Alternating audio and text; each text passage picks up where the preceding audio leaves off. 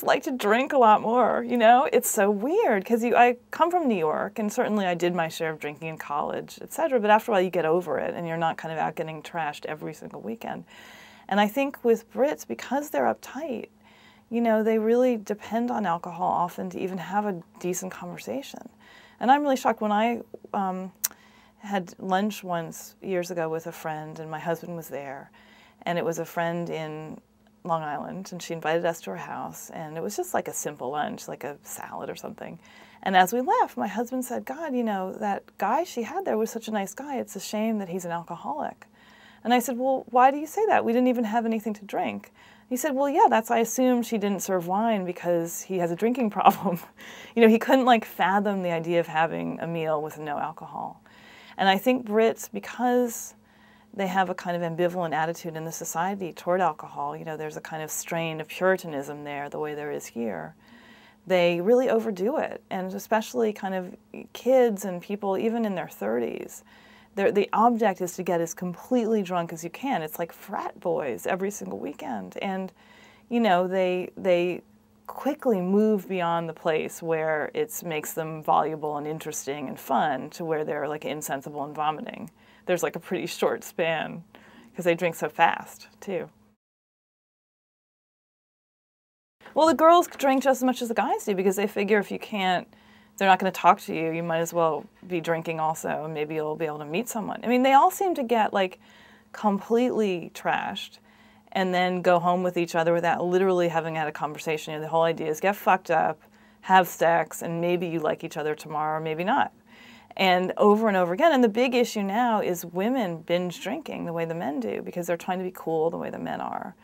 And it seems like just as bad. It seems like a completely across-the-board problem. And you know, you go to these cities in Britain in the weekends, and you can't even walk down the street because everyone's sick and they're fighting and they're insensible. And then it's like being in college. The next day they're like, "Wow, I was so fucked up. I can't even remember how I got home. It's so cool." And it's just, you know, after a while you just think, grow up a little bit. But the Brits really enjoy the behaving bad part.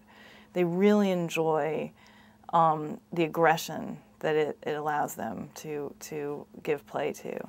And so what they do now is they take these cheap flights all over Europe, and they go to these really beautiful places like Prague or Budapest or you know, Ibiza in Spain, where it's cheaper, the drinks are cheaper, the bars and clubs cater to British tourists and have really cheap kind of package deals, you know, all you can drink for $40 kind of thing. And the idea is, you know, just drink as much as you can, as much as you can. And I interviewed these guys. I couldn't really put it into the piece because it was too long, but they were telling me what they had had the night before. And this was, I met them at breakfast, and they were kind of completely hungover, having a little, you know, hair of the dog in the morning to get them through the day. And they described me, and they said, you know, in the hotel we had some vodka and some lager, some beer. Then we went out, and there was a special thing where they had like 6 types of alcohol all mixed together plus fruit juice, and they had 5 of those apiece, and they're in bowls, and they're some special €2 per bowl. And then they had some kind of rum drink. Then they had some more mixed drinks. Then they said 5 Stella Artois apiece.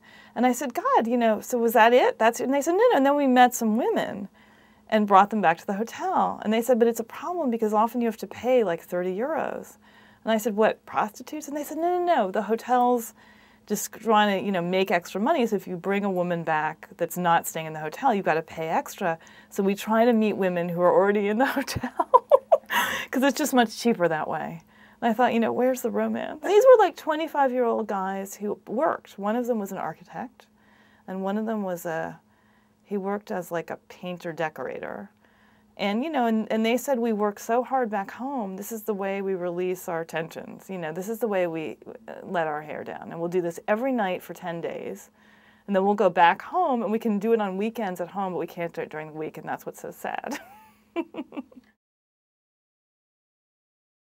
It's because, again, you know, they have all these laws trying to limit their drinking. The pubs aren't open 24 hours. You know, the government is always trying to restrict the type of alcohol that can be sold to certain sorts of people, kids and stuff. And I think they just haven't worked it out. You know, they're a very repressed society. That cliche really is true too. So that they, you know, they work so hard, and this is the way they let it out. They don't have any kind of European cafe culture. They're not good at sitting around chatting over a bottle of wine the way we would. That makes them really nervous. You know, they just like the drinking. And there was a joke, you know, that I have in the book where two guys go into a pub, two kind of hard working men, and they drink pint after pint. They've had like 12 pints. And one of them says to the other one, you know, so how was your day? And the first one says, have we come here to drink or have we come here to talk? And there's just it's a weird thing, you know, and they do it as an excuse to act badly. You know, it's not like they drink and then lose control. It's like they want to lose control, and so they drink in order to do it.